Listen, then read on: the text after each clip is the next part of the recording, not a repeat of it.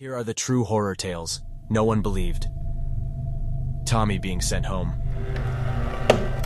In a small town in Texas, there was a young boy named Tommy who was sent home early from school because he wasn't feeling well.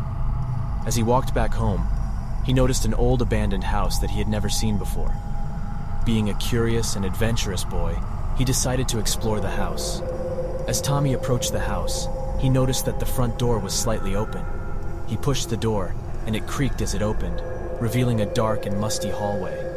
He slowly made his way into the house, his heart pounding with excitement and fear. As he explored the house, he noticed that it was filled with old furniture, cobwebs, and dust. The air was thick and musty, and the silence was broken only by the sound of his own footsteps. Suddenly, he heard a faint whispering sound, and he froze in fear. The whispering grew louder and louder, and he realized that it was coming from upstairs. He slowly made his way up the creaky stairs, his heart pounding in his chest. When he reached the top of the stairs, he noticed that one of the doors was slightly ajar. He cautiously pushed the door open and peered inside. To his horror, he saw a room filled with old dolls and toys.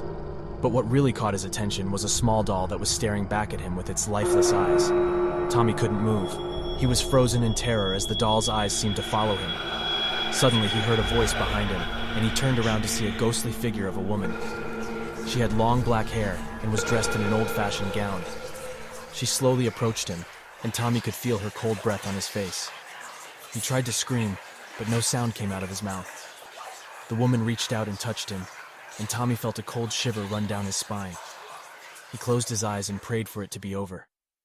When he opened his eyes again, he found himself outside the house, lying on the ground. He stood up and ran all the way back home. He told his parents about his experience, but they didn't believe him. They thought he was just imagining things because he was sick. But Tommy knew what he had seen and felt, and he would never forget the terror he had experienced in that empty house in Texas.